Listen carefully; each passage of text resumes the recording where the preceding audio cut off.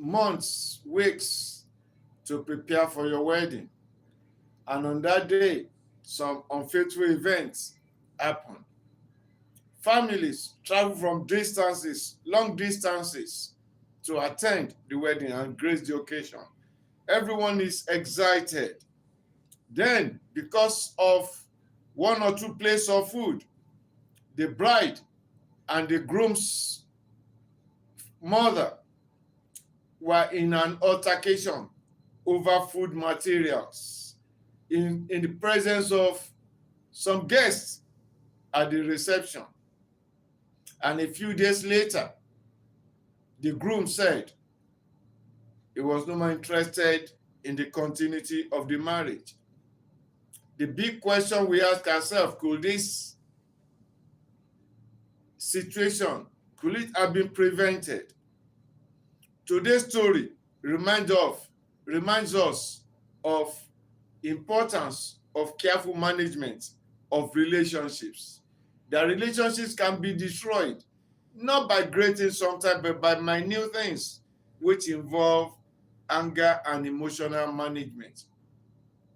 Practical manifestation of good understanding of emotional intelligence, where situations, conflicts, disagreements are managed wisely.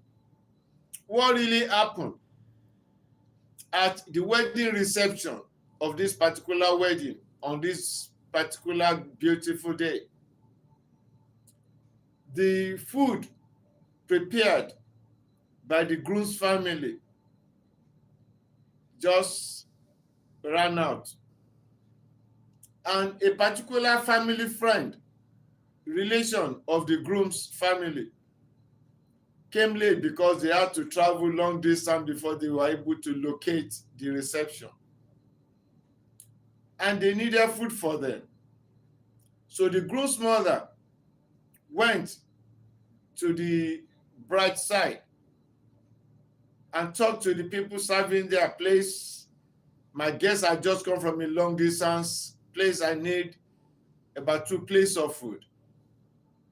They said, well, sorry, Mom, the food being served are finished. It's only this one that is being reserved. So the groom's mother now told people that followed her to bring the plates. And then, but when she approached the cooler, the bride happened to be around and said, excuse me, sorry, Mom, you can't touch that cooler. We also reserve it for some of our guests that are still held in traffic coming from some distances. The groom's mother said, let me have it. These people are already here. The bride said, no, Mom. She stood her ground. Well, the groom's mother collected spoon, opened the cooler, as she was about to be scooping the food from the cooler into the plate, being held by people that came with her. The bride just knocked off the serving spoon from her hand. The groom's mother, that's the mother-in-law of the bride now, was shocked and said, what? She slapped the bride. The bride slapped her own back. The people present were shocked. They were, what? What? Because in our culture in Southwest Nigeria, you don't insult another back, and you don't answer another back, and you don't beat, talk less of beating, raising your hand to beat an elder, especially now the mother-in-law. So the tempers were calmed down. The mother-in-law could not take the food, left it. But you can bet that her mood was never the same, and her family members that came with her, none of them was happy. Well, the groom, for the sake of the day, learned about it, and he allowed the wedding, the reception to continue. So after some days, he just let the wife know and her family members that he was no more interested in the marriage. That if she could do that, when angry to his mother, he could not predict, he could not decipher what she could do to him when her temperament are off control. So we now look at what could be done. Could this situation have been averted? What really went wrong? Several mistakes can be highlighted in this matter. The first problem was the poor planning. When you are planning for the reception, you have to have a backup plan in case of those, especially when you know that you are having people that will travel long distances to attend the program. Then you know that you have something for them. So that's one. So the planning was not adequate enough for the guests coming. Number two, the wedding reception should have prepared for unexpected guests, especially when you prepare IV and you send IV to many people. Like here in Nigeria, when you send 20 IV, be expecting between 40 and 50. When you send 100, just in multiple. Anyway, that's just the thing.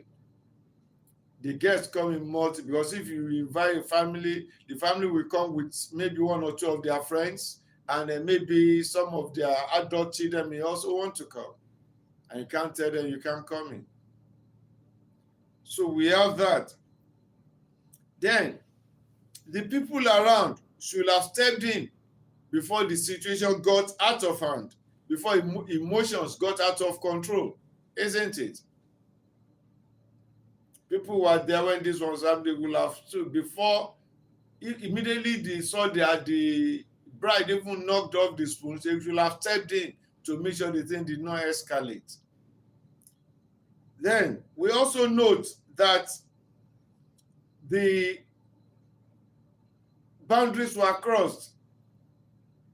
Ideally, though the mother-in-law is elderly, the groom's mother, like in Nigeria, when you marry, you don't just marry your husband or wife, you marry into the family. Two families become one.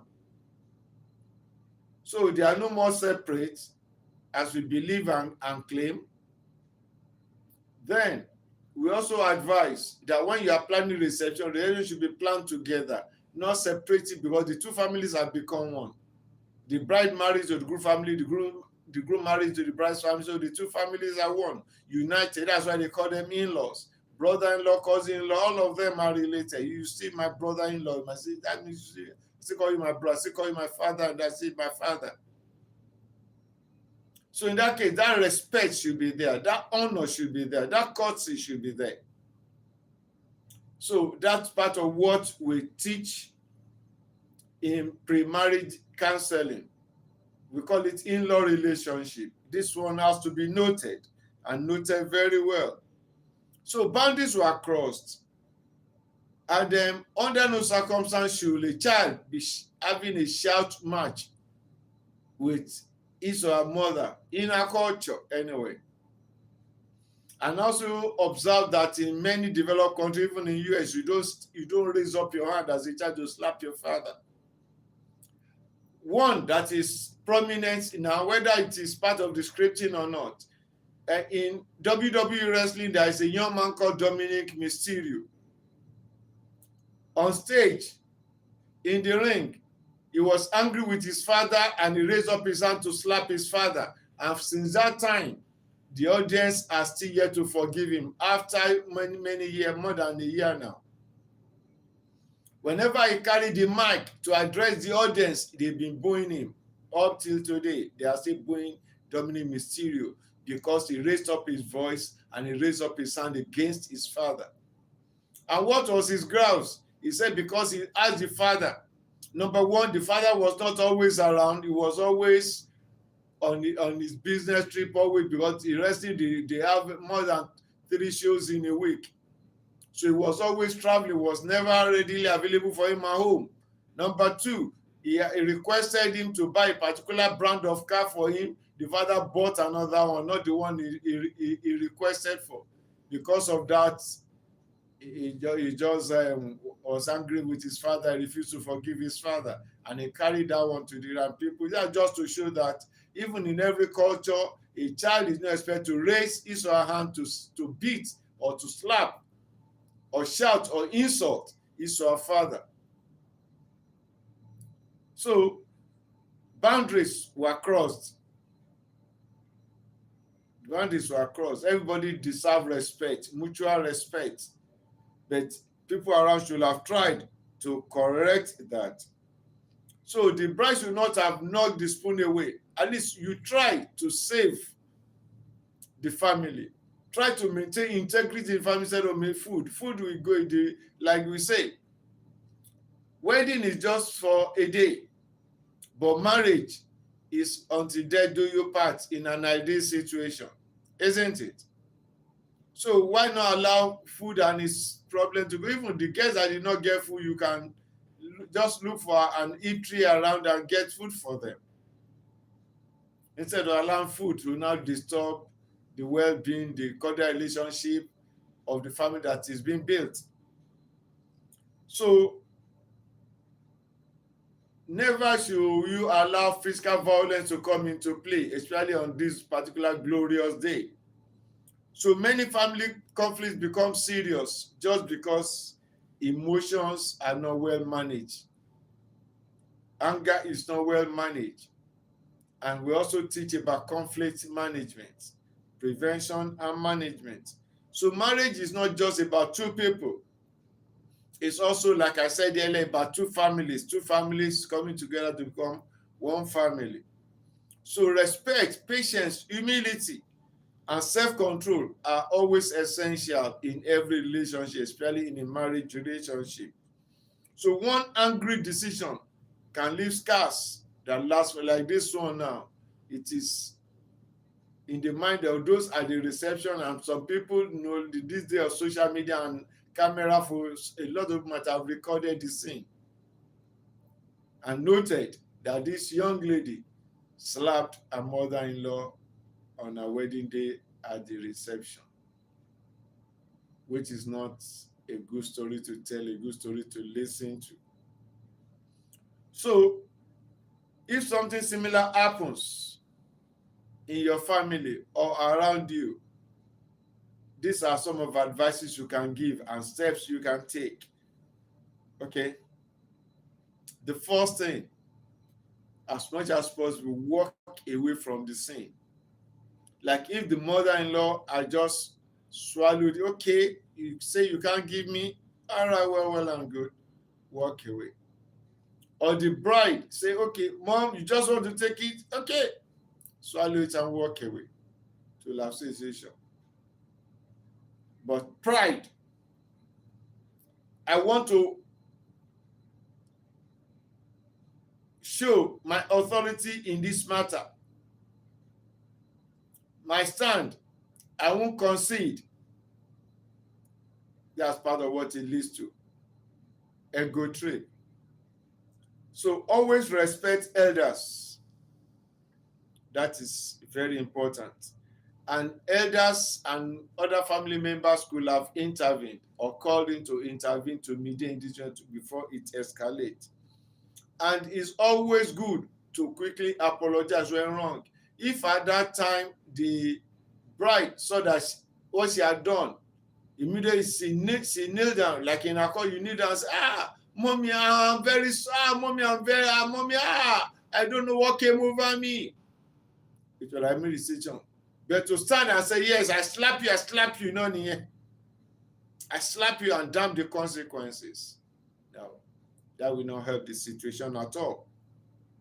So it's better to protect relationship, especially relationship in this matter, than to be protecting one's pride, which is, pride goes before the fall. So because in the end, winning an argument is never as good as preserving family values and the integrity of the family. Now, the guests that were there will go away from that sin with different stories, which will be etched in their memory. How it will resolve later is secondary, but they have seen what in our culture in Yoruba we call an abomination. An abomination. So if this story has taught you any valuable lesson, please share this video, like, and share your comment also, and subscribe to my channel if you have not subscribed before. Thank you so much. Until we meet again, we will share another story that touches the heart and bring us something to learn from.